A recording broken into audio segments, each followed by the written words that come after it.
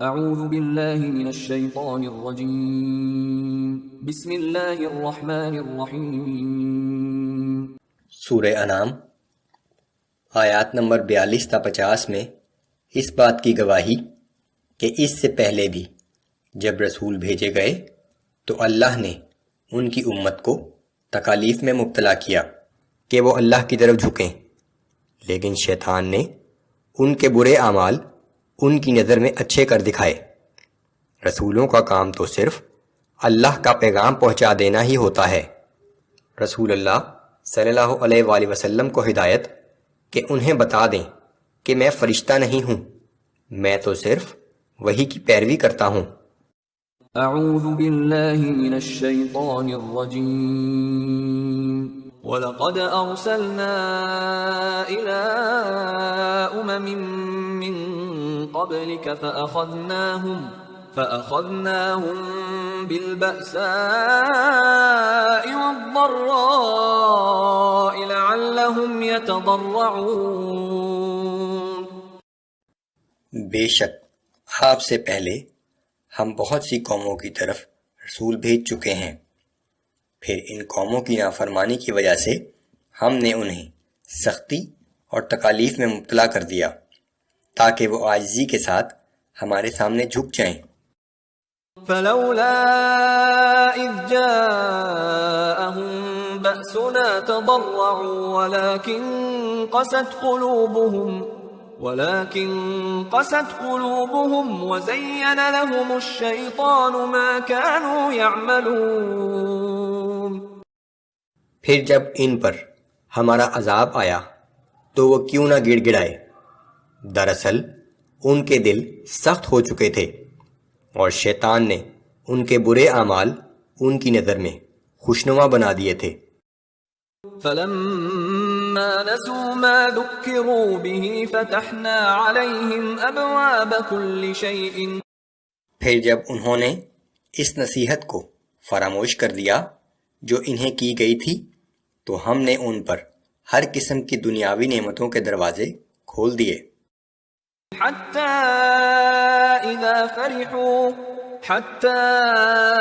إذا فرحوا بما أوتوا أخذناهم بغتة فإذا هم مبلسون۔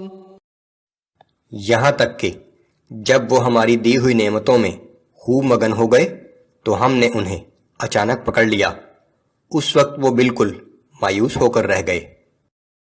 فقطع دابر القوم الذين ظلموا والحمد لله رب العالمين۔ اس طرح ان ظالموں کی جڑ کاٹ دی گئی اور اللہ کا شکر ہے جو سارے جہانوں کا پروردگار ہے۔ اللہ کا شکر ہے کہ اس نے دنیا کے نیک لوگوں کو ان ظالموں کے شر سے بچا دیا، وگرنہ وہ اور ان کی آنے والی نسلیں انسانیت کے لیے تکلیف ہی کا باعث بنتے۔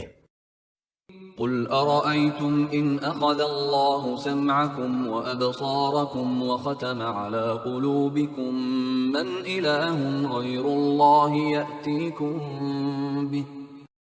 آپ ان سے پوچھئے کہ اگر اللہ تمہاری بینائی اور سماعت تم سے چھین لے اور تمہارے دلوں پر مہر کر دے تو اللہ کے سوا اور کون سا معبود ہے جو یہ چیزیں تمہیں واپس دلا سکے۔ انظر كيف نصرف الآيات ثم هم يصدفون۔ آپ دیکھیے ہم کس طرح مختلف پہلوؤں سے دلائل بیان کرتے ہیں، اس پر بھی یہ لوگ اعراض کیے جاتے ہیں۔ قل أرأيتكم إن أتاكم عذاب الله بغتة أو جهرة هل يهلك إلا القوم الظالمون۔ آپ ان سے کہیے کہ کیا کبھی تم نے سوچا کہ اگر اللہ کی طرف سے تم پر کوئی عذاب آ جائے، خواہ اچانک آئے یا خبردار کرنے کے بعد، تو کیا ظالم اور نافرمان لوگوں کے علاوہ کوئی اور بھی ہلاک کیا جائے گا؟ وَمَا نُرْسِلُ الْمُرْسَلِينَ إِلَّا مُبَشِّرِينَ وَمُنذِرِينَ فمن آمن وأصلح فلا خوف عليهم ولا هم يحزنون۔ اور ہم رسولوں کو صرف اسی لیے بھیجتے ہیں کہ وہ لوگوں کو جنت کی بشارت سنا دیں اور جہنم سے ڈرائیں۔ پھر جو کوئی ایمان لے آئے اور اپنی اصلاح کر لے تو ایسے لوگوں کو نہ کوئی خوف ہوگا اور نہ وہ غمگین ہوں گے۔ والذین کذبوا بآیاتنا یمسهم العذاب بما كانوا یفسقون۔ اور جن لوگوں نے ہماری آیات کو جھٹلایا انہیں ان کی نافرمانی کی سزا مل کر رہے گی۔ قل لا اقول لكم عندي خزائن الله ولا اعلم الغيب ولا اقول لكم اني ملك ان اتبع الا ما يوحى الي۔ آپ کہہ دیجئے کہ نہ تو میں تم سے یہ کہتا ہوں کہ میرے پاس اللہ کے خزانے ہیں اور نہ میں غیب کا علم جانتا ہوں، اور نہ میں تم سے یہ کہتا ہوں کہ میں فرشتہ ہوں، میں تو صرف اسی حکم کی پیروی کرتا ہوں جو میری طرف وحی کیا جاتا ہے۔ قل هل يستوي الأعمى والبصير افلا تتفکرون۔ آپ ان سے دریافت کیجئے کہ کیا اندھا اور دیکھنے والا دونوں برابر ہو سکتے ہیں؟ تو پھر تم غور و فکر کیوں نہیں کرتے؟